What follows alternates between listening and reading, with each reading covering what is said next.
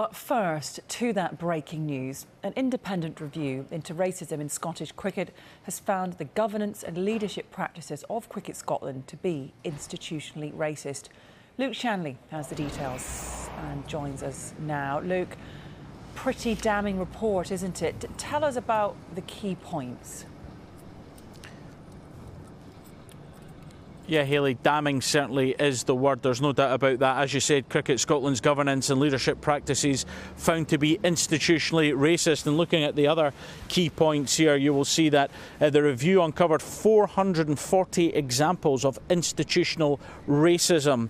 Added to that, a total of 68 individual concerns have been referred to a number of organisations, including Police Scotland. A total of 31 were related to racism, 15 against different people, 2 against clubs and 1 against a regional association.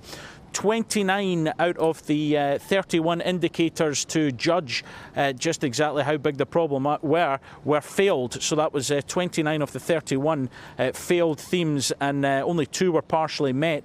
So not great there. And when you take that on, there was a lack of equality, diversity, inclusion and racism training for board, staff, volunteers, players, coaches and umpires. Also, the review process, had 1,000 direct engagements, but 62% of respondents had experienced, seen or had reported instances of racism, inequality and discrimination. Added to that, there was no consistent mechanism or process for handling racist incidents, and people who raised issues were ignored or sidetracked. Also, there was a lack of diversity at board level and Hall of Fame through the coaching workforce and framework and the talent pathway. And that meant a lack of transparency in the selection process. So that is really a damning report in terms of Cricket Scotland and their governance and the way they acted. But there are now recommendations from this report, and they are that Cricket Scotland has been placed under special measures until October 2023. They have to commence an immediate process for appointing new independent board members. They have to address the backlog and referrals generated from this review, and they risk losing all funding if they do not urgently implement the action plan by September 30th. And just to put context on that, last year Sport Scotland provided £460,000 in funding for Cricket Scotland. But added to that, one of the regional unions, the Western District Cricket Union, has also been placed in special measures. Now, they cover or promote cricket to half the population of Scotland, from the southwest of Scotland and Fries and Galloway up the west coast and across to the Central Belt to the Forth Valley.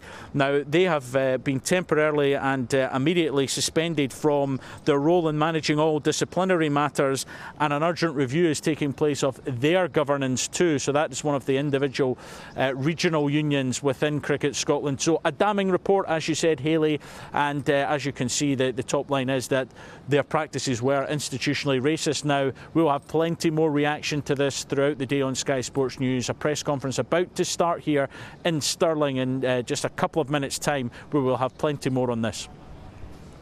Yeah, thank you very much, Luke.